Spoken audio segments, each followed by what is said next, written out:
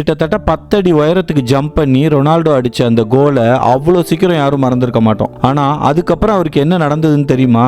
சாதாரண ஒரு விளையாட்டு வீரரால் அதிகபட்சம் கிட்டத்தட்ட 70 சென்டிமீட்டர் உயரம் தான் குதிக்க முடியும். ஆனா ரொனால்டோ 293 சென்டிமீட்டர் எம்பி குதிச்சு அந்த கோல் அடிச்சாரு. அவரோட ரசிகர்கள் அதை கொண்டாடி தீத்தாலும் அதை எப்படி அவ்வளோ உயரத்துக்கு ஜம்ப் பண்ண முடியும்னு ஒரு கான்ட்ரவர்சியும் எழுந்துச்சு.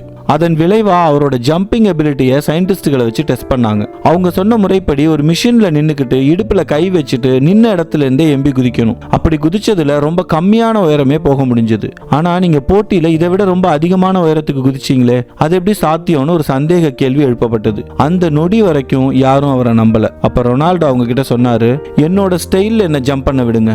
சின்னதா ஓடி கால்களை மடக்கி ஒரு ஜம்ப். எல்லாத்துக்கும் ஒரே ஆச்சரியம். ஒரு நார்மல் பிளேயரை விட 2 மடங்கு அதிகமான உயரம். சுத்தி நின்ன சயின்டிஸ்டுகள் எல்லாரும் வாயடைச்சு போய் நின்னாங்க.